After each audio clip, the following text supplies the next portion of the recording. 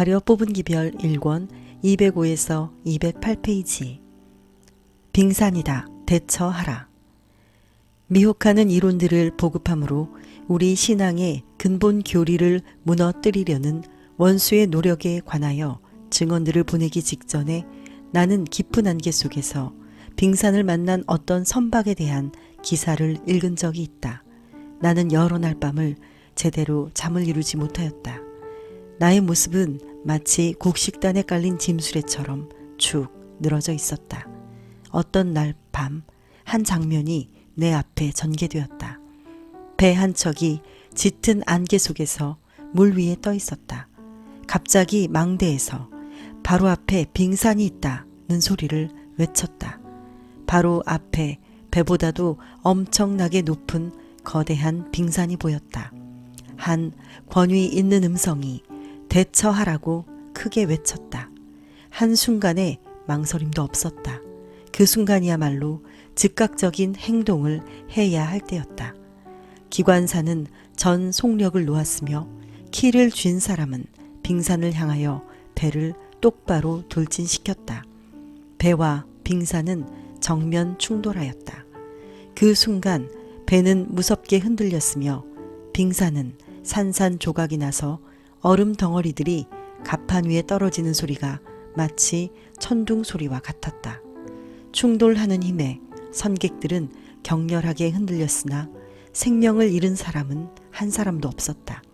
그 선박은 피해를 입기는 하였으나 회복이 불가능할 정도로 부서지지는 않았다. 선박은 부딪히는 힘에 반동을 일으켰으며 뱃머리부터 배 꼬리까지 마치 살아있는 것처럼 무섭게 진동하였다. 그러나 그 순간이 지나자 배는 여전히 앞으로 전진해 나아갔다. 나는 이 광경의 의미를 잘 알 수 있었다. 나는 명령을 받았다.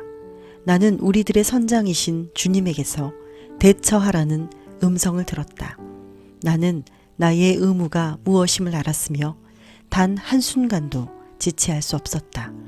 결정적인 행동을 취해야 할 시기는 왔다. 나는 지체 없이 대처하라는 명령에 순종해야만 한다.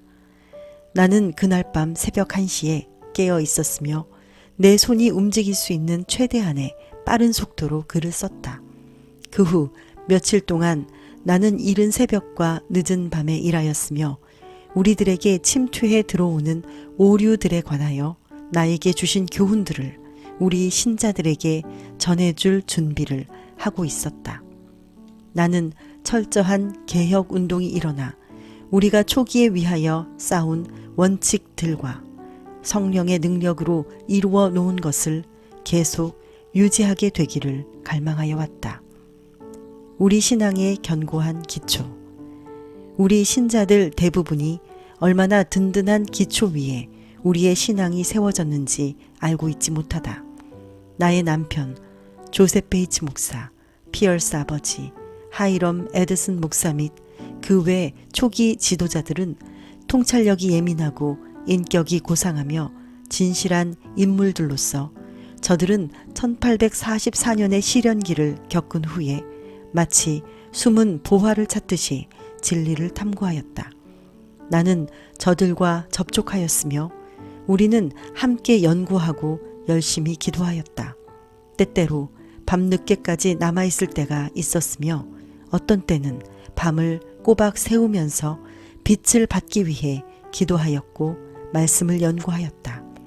이 형제들은 모이고 또 모여서 함께 성경을 연구하였으며 진리의 깊은 뜻을 이해하기 위하여 능력 있게 진리를 가르치기 위하여 거듭거듭 기도하며 연구하였다. 저들이 우리는 이 이상 어떻게 할 수 없다는 말을 하게 될 연구 지점에 이르렀을 때 주님의 영께서 나에게 임하셨으며 나는 계시를 받게 되었고 우리가 연구하여 오던 성경절에 대한 뚜렷한 설명을 나에게 주셨고 이에 따라서 우리가 일해야 할 방법과 효과적으로 가르칠 수 있는 방법에 관하여 교훈의 말씀을 주셨다. 이처럼 빛을 주심으로 그리스도와 그분의 사명과 제사 직분에 관한 성경절을 이해할 수 있도록 우리를 도우셨다. 그때로부터 우리가 하늘 도성에 들어가게 될 때까지 이르는 일련의 진리를 나에게 밝혀주셨으며 또한 나는 주님께서 나에게 주신 교훈을 전해주었다. 이 모든 기간 동안에 나는 우리 형제들이 추리하는 논법을 이해할 수 없었다. 과거에도 그러했던 것처럼 나의 정신은 어두웠으며 우리가 연구하고 있던 성경절의 의미를 전혀 이해할 수 없었다. 바로 이 점이 내 생애의 가장 큰 슬픔 중에 하나였다. 우리 신앙의 모든 중요한 요점들이 하나님의 말씀에 일치한다는 사실이 밝혀질 때까지 나의 정신 상태는 언제나 어두운 가운데 있었다. 형제들은 계시가 없이는 내가 이런 사실들을 이해하지 못한다는 것을 알고 있었으며 저들은 내가 받은 계시들을 하늘이 직접적으로 주신 빛으로 받아들였다. 2년 혹은 3년 동안 나의 정신 상태는 성경의 지식에 대하여 계속적으로 어두운 가운데 놓여 있었다. 우리가 일하는 동안에 나의 남편과 나의 앤드루스 아버지를 방문하였는데 그는 염증성 류마티즘으로 고통스러운 병고를 치르고 있었다. 우리는 그를 위하여 기도하였다. 나는 그의 머리에 손을 얹고 앤드루스 아버지, 주 예수께서 당신을 낫게 하시기를 빕니다. 라고 말하였다. 그는 즉시로 나았으며 일어나 방을 거닐면서 하나님을 찬양하며 말하기를 나는 이와 같은 일을 과거에 전혀 본 일이 없다. 하나님의 천사들이 이 방에 임재하여 계시다. 라고 하였다. 빛이 방 전체를 환하게 비춰주는 듯하였으며 천사의 손이 나의 머리에 얹혀 있었다. 나는 이 순간부터 하나님의 말씀을 이해할 수 있었다. 이 역사적 단계에서 우리 신앙의 기초를 무너뜨리기 위하여 음험하고 강한 세력으로 활동하도록 유인하는 감화력의 정체는 무엇인가? 이 기초는 우리 사업의 초기에 신중한 말씀의 연구와 계시로 쌓은 것이다. 이 기초 위에 우리들은 지난 50년 동안 모든 것을 건설하여 왔다. 우리 신앙의 근본적인 교리들을 옮겨 놓으려는 조짐이 보일 때 내가 할 말이 있다고 하여 그대들은 이상히 여길 것인가? 나는 대처하라는 명령에 순종해야만 한다. 나는 하나님께서 나에게 전하라고 주신 경고의 기별들을 전해야 하며 그 결과는 주님께 맡겨야 한다. 나는 그 기별에 관련된 모든 문제를 지금 증거함으로 하나님의 백성들이 저들의 권리를 약탈당하지 말아야 한다. 우리는 하나님의 계명을 지키는 백성들이다. 지난 50년 동안 말씀의 교훈에 관하여 우리의 정신을 혼란시키기 위하여 온갖 이단설이 우리에게 집중하여 압력을 가해왔다.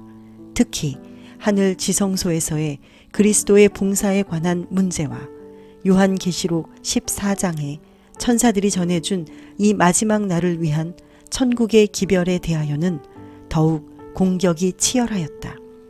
모든 문제마다 일일이 신중한 연구에 의해서 규명되고 주님의 이적을 행하시는 능력에 의해서 증거된 진리를 다른 것으로 대체하기 위하여 제7일 안식일 예수 재림 교인들에게 온갖 의식과 방법에 대한 기별이 촉구되었다. 그러나 오늘날의 우리를 진리의 토대 위에 서게 한 노정표들이 든든히 보존되어야 하며 하나님께서 당신의 말씀과 성령의 증거를 통하여 예고하신 그대로 노정표들은 보존될 것이다. 주님께서는 우리가 확실한 권위의 기초를 둔 근본적인 원칙들을 믿음의 손으로 굳게 붙잡고 나아가기를 요구하신다. 하늘에 계신 하나님 아버지, 우리는 하나님의 계명을 지키는 사람으로 그 거룩한 원칙을 믿음의 손으로 굳게 붙잡고 주를 따르겠습니다. 예수님의 이름으로 기도드립니다. 아멘.